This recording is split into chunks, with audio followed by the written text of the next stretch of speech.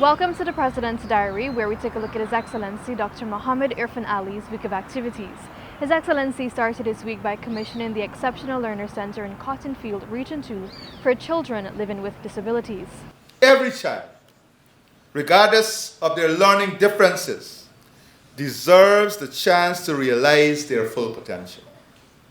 That is why we're investing significantly in the education sector, acknowledging the parents, guardians, and families who have long been advocating for greater opportunities for their children. This center belongs to you, to your children, and to the wider community. It is a place where your voices will be heard, where your children will be nurtured, and their potential will be unlocked. The project was executed at a cost of $98 million, fully funded by the Caribbean Development Bank. Designed to support the educational needs of approximately 30 students, the facility will provide a safe and adaptive learning environment for children living with disabilities, including autism spectrum disorder, intellectual disabilities, and vision and hearing impairments. Following this, the President attended the inauguration of the largest Lord Shiva Murti in South America at the Badrinath Ashram in Spring Garden on the Essequibo coast. The President related that it represents a new page in the history of Guyana and Hinduism in the country. The President also said that his government is working on ways to support the development of pandits, pastors, and imams from across the country, and emphasized that faith and spirituality are essential pillars of a grounded nation. The head of state has called on the leadership of the Guyana Defense Force to remain adaptable in every challenge faced. The President gave the feature address at the 2025 Annual Officers Conference on Thursday. Adaptability is the foundation of survival, and agility is the key to preparation. We therefore must be ever prepared to adapt to changing circumstances, for rigidity is the enemy of resilience. And being caught flat-footed is a luxury we cannot afford. The Commander-in-Chief of the Armed Forces reiterated that election is one of the fundamental pillars of democracy, and the GDF must fulfill its constitutional mandate of ensuring the process is free from intimidation or disruption. Guyana's democracy depends on free, fair, and peaceful elections, and we will ensure that no force, internal or external, disrupts the will of the people. He noted the importance of sustaining peace while preparing to respond to any crisis. Let not our restraint and our commitment to peace, diplomacy, and the rule of law be interpreted as a sign of weakness.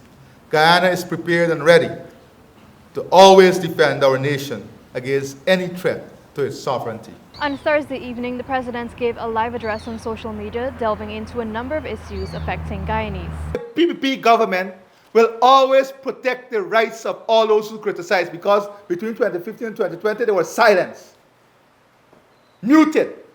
But we want them to have that ability, because that is what good governance is about. But you can't then use that ability and claim that you don't have a bias. It is important for us to know who is driving the perception. Who are the players that are involved in driving the perception? On Friday morning, the President gave the feature address at the commissioning ceremony of Cranes Guyana, Inc. The joint company is being spearheaded by John Fernandez Limited and Munishwars Limited and aims to modernize shipping ports in Guyana. The US $14 million investment now allows vessels without cranes on board to be loaded and discharged right here in Guyana. This joint venture is proof that when businesses join forces, they don't just grow, they prosper. John Finance Limited and Munishwars Limited have demonstrated leadership by forging this alliance, leveraging their long-established expertise in freight and logistics to meet the evolving needs of our country.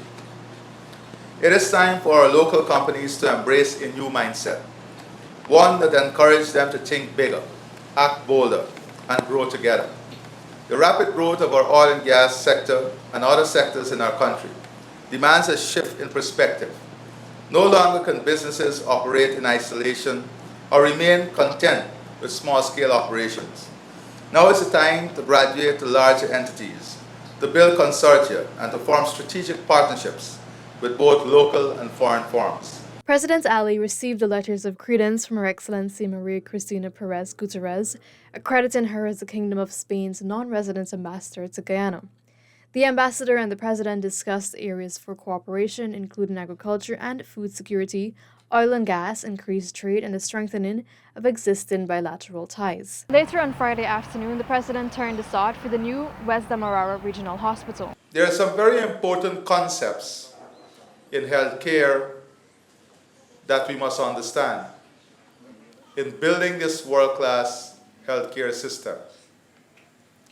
First of all, we have to have world-class infrastructure.